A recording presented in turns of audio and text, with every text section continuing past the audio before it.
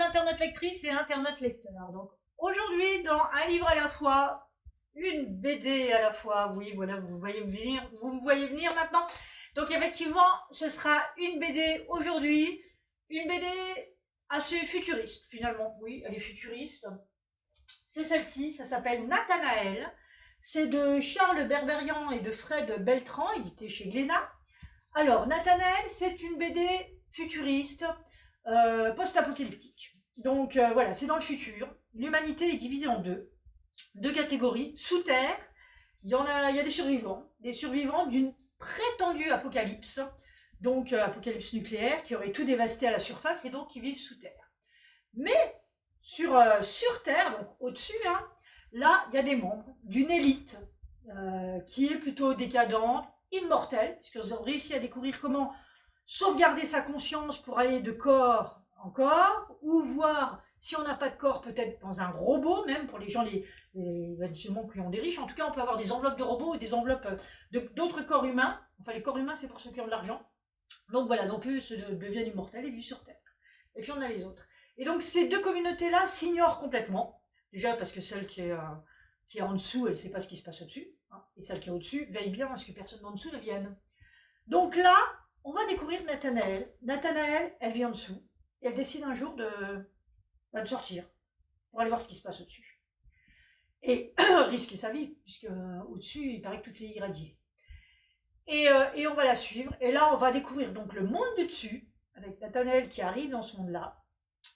On va découvrir aussi les personnages influents du monde du dessus, dont l'un des personnages qui a fait avancer par sa recherche l'immortalité, etc.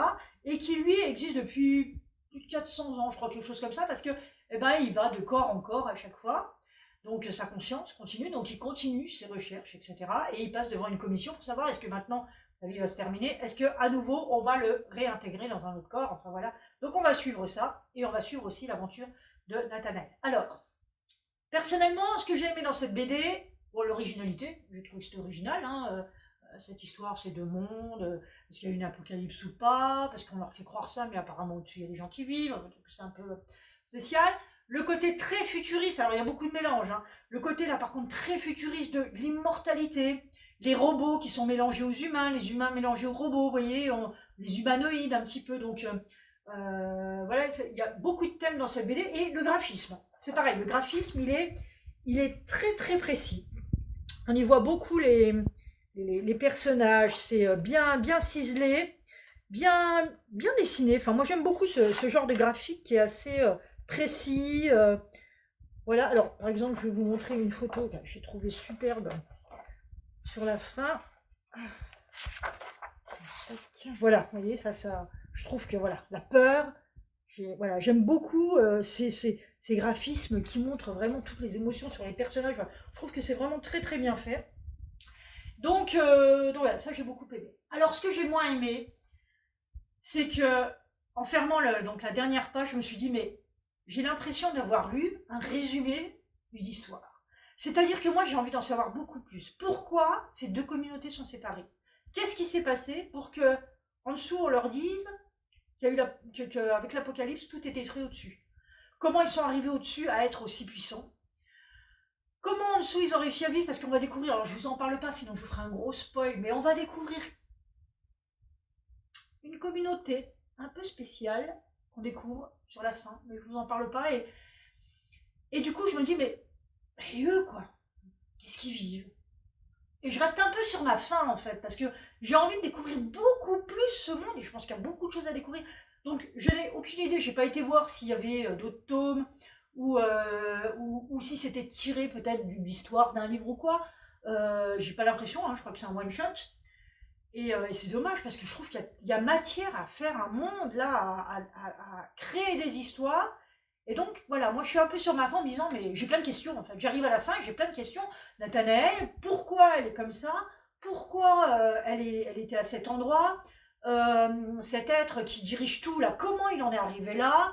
Comment ces communautés se sont-elles débrouillées pour vivre? Voilà, tout, plein de questions, il y a vraiment tout un univers. Et donc, je trouve que c'est pas assez exploité. Alors il a peut-être fallu qu'elle soit plus grosse ou simplement que ce soit un premier tome et qu'on découvre au fur et à mesure tous ces univers. Voilà, donc ça c'est mon regret. Et quelque part c'est un bon regret parce que ça veut dire qu'effectivement elle m'a accroché et que finalement j'ai quand même assez bien aimé. Avec du recul je me dis que bah ouais finalement j'ai quand même bien aimé Nathanaël. C'est mon mari qui va être content parce que je lui ai dit que bof Nathanaël, puis en fait il était un peu déçu parce que lui il a aimé. Oui, parce que j'ai oublié de préciser mais dans cette BD il y a de l'humour.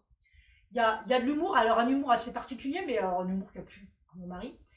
Et donc ouais, il y a un petit décalage au niveau de l'humour par rapport à la situation et au sérieux que ça pourrait développer sur cet univers. Il y a de l'humour, donc c'est pas désagréable. Voilà, donc ça s'appelle Nathanaël et c'est donc fait par Charles Berberian et Fred Beltran aux éditions Glénat. Voilà pour aujourd'hui sur un livre à la fois, une BD à la fois, et je vous retrouve une prochaine fois pour vous présenter un autre roman. À bientôt, ciao!